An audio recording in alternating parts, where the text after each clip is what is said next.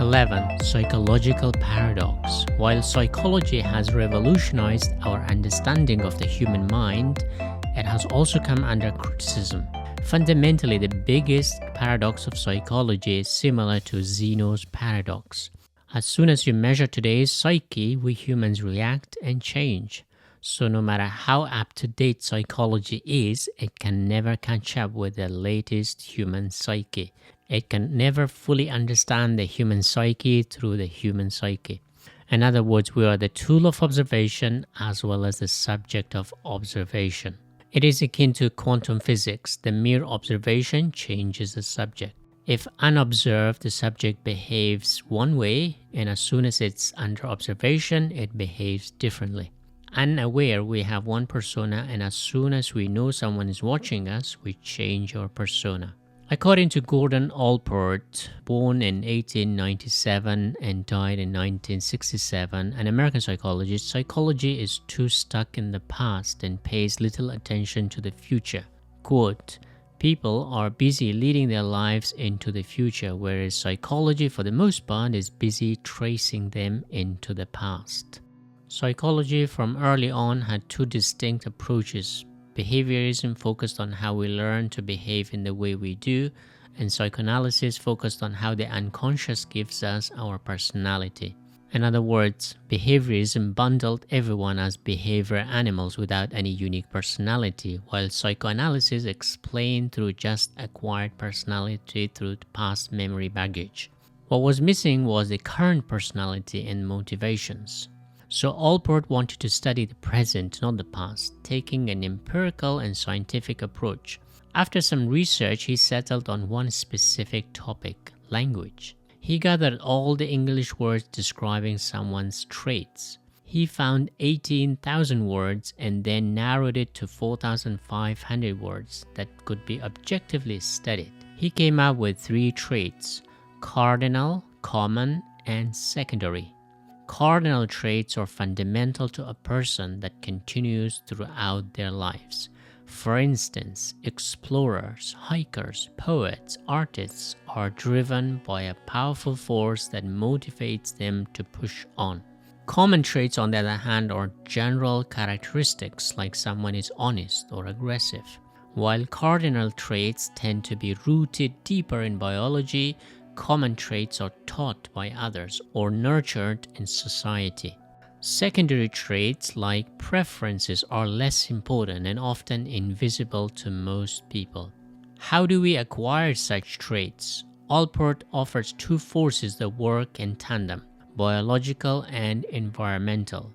The internal force he called genotype, like being creative and independent, which help us survive the elements. And the external force he called phenotype, like being kind, rude, afraid, irritable, etc., that help us navigate society. He famously studied the story of Robinson Crusoe, who needed his genotype traits to survive on the island and phenotype traits once he met other characters. So, Allport criticized psychology for being too stuck in the past, while the individual was heading towards the future. This is like Zeno's paradox. By the time a psychologist understands an individual's psyche, he or she has moved on.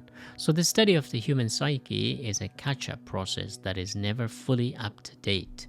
We are forward-looking creatures, therefore our personality traits, partly innate, partly acquired, determine our current motivations and future lives.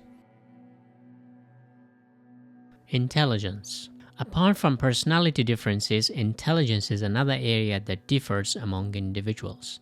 Alfred Binet, born in 1857, died in 1911, was a French psychologist who, while conducting research on human intelligence and learning, learned that intelligence is not fixed as it was stated by scientists such as Francis Galton, Charles Darwin's cousin, or William Wundt, the German psychologist who also proposed intelligence quotient or IQ. Bennett argued that intelligence is somewhat fixed at birth, but it has the potential to grow as a child develops. Just as personality is constantly changing, our intelligence too is very dynamic. Together with another French psychologist, Theodore Simon, He developed a scale called Binet-Simon scale, which is used in IQ tests and the basis of intelligence tests today. Just as personality psychologists were playing catch-up with changes, intelligence tests too have been playing catch-up as we go through changes. But these modified intelligence tests suffer from the same problem as the IQ test.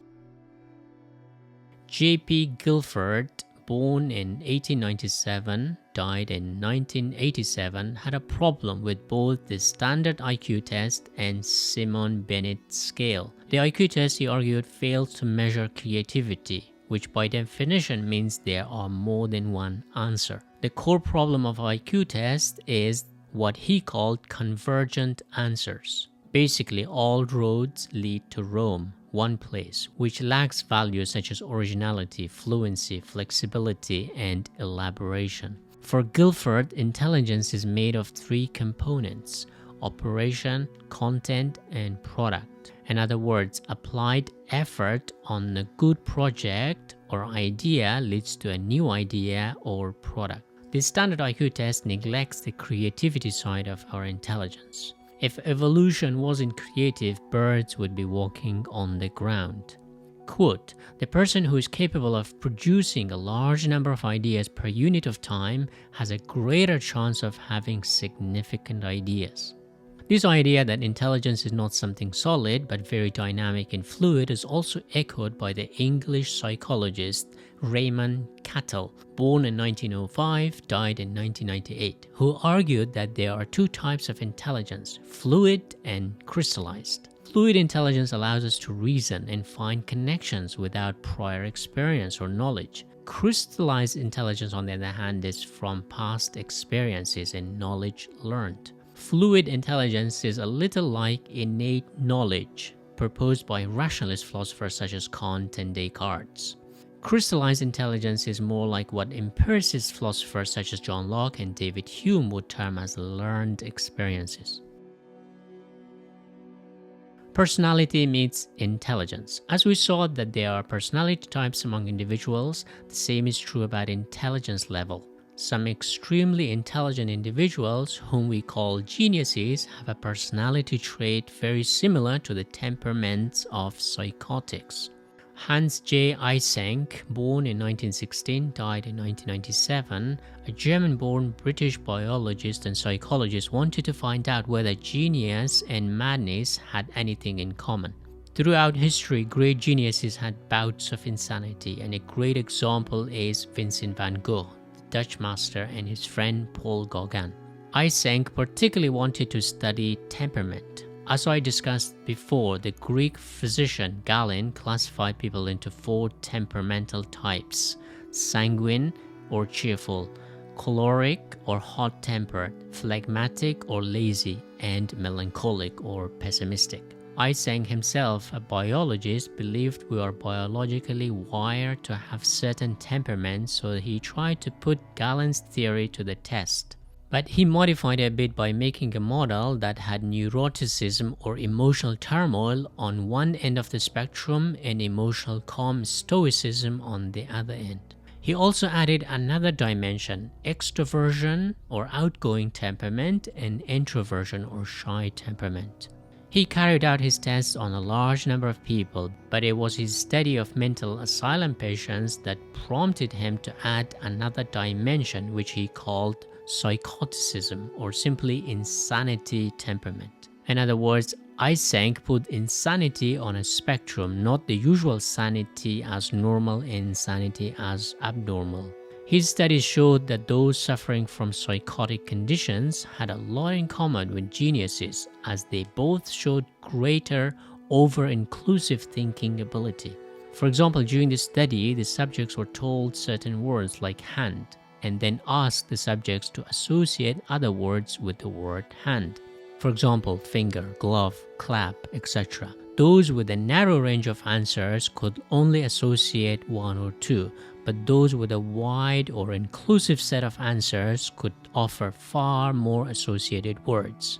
The results showed that psychotics and geniuses showed greater aptitude towards originality and creativity. In other words, genius artists tend to have psychotic temperaments, the over-inclusive thinking ability, but this doesn't mean there's a causal link between the two. Quote, psychoticism in the absence of psychosis is the vital element in translating the trait of creativity, originality, from potential to actual achievement. So to sum up, Eysenck's research showed that geniuses and psychiatric patients shared a common thinking style, and psychotic temperament seems essential in creativity and originality. While Eysenck explained personality traits through biological factors, he failed to take environmental factors into consideration. Walter Mischel, born in 1930, died in 2018, an Austrian-born American psychologist, saw personality types to be too confusing and too widely inaccurate. In 1968, he published the famous book Personality and Assessment, in which he argued that it was absurd to believe that personality had nothing to do with the environment. If you put the same person in two widely different settings, he would show different personality types. He later devised a study in which he gave children a marshmallow and told them they either eat one marshmallow or wait 20 minutes and have two. He followed those kids as they grew up and found that those who waited did better in life. Today we know the term delayed gratification versus instant gratification, which shows if a person is successful or not. So to sum up, orthodox personality psychology mainly focused on how personality impacts behavior. Mischel's research, however, put personality psychology on its head, arguing that it's behavior that reveals personality, not the other way around. In other words, because of the psychological paradox, today's personality cannot predict future behaviors. The human psyche is highly reactive, therefore the most accurate way to study is through behavior. This makes psychology something akin to archaeology, which means it can only draw conclusion retrospectively, not prospectively. In other words, psychology is always looking back and never fully accurate looking ahead. But do you know what helps you with your future? A quick and easy way to learn computer science, mathematics, data science. Brilliant is where you learn by doing, with thousands of interactive lessons in maths, data analysis, programming, and AI from the very basics to very high levels. You're not sitting in a classroom bored, but you are an active participant. Brilliant has thousands of lessons from foundational to advanced maths to AI, data science, neural networks, and more. Brilliant helps you build real knowledge on specific topics and also become a better thinker. For example, in Thinking in Code course, you get familiar with Python and start building programs on day one with a built-in drag-and-drop editor. To help you get started, try Brilliant for free for a full 30 days. So go to brilliant.com/fictionbeast or click on the link in the description. You will also get 20% off an annual premium subscription. Thank you, Brilliant, for sponsoring this video. Anti-psychiatry. In recent decades, psychology in general and psychiatry in particular have come under attack for inventing illnesses. One of the main reasons is how many new diseases have been added to the list over the past few years and decades. Psychiatry critics point that the difference between developing and developed world and how many different disorders are officially accepted in the developed world compared to the developing world. Another criticism has been the prescription of medicine. Nowadays, millions of people are on medication from which they find it difficult to come off. This anti-psychiatry sentiment is not new. Some of the criticism have come from other psychologists. David Rosenhan, born in 1929, died in 2012, an American psychologist, wanted to find out if psychiatrists were good at judging sane people from insane.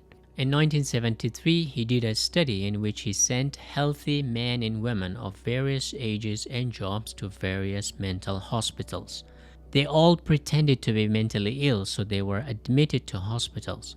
When describing their illness, they would use vague terms like hearing noises. After they were admitted to the hospital, they acted and behaved normally without showing any signs or symptoms of any mental illness.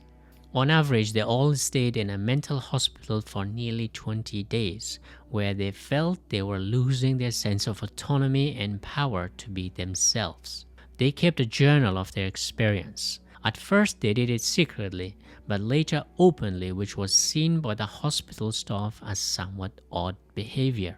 The staff didn't detect that they were fake. However, some of the other patients noticed that they might be fake. Rosenbaum repeated the experiment later, but this time he told the staff that among the new patients, there might be one imposter, someone who pretends to be mentally ill. The staff were asked to rate the new patients to find the fake one. Out of 193 real patients, 41 genuine patients were suspected as fake, and 23 patients with real mental illnesses were flagged as fake by at least one psychiatrist. So Rosenbaum showed that psychiatrists are just people who suffer from the same flaws their patients suffer, the inability to be the best judge of other people. As a result, psychology and psychiatry in particular has come under attack.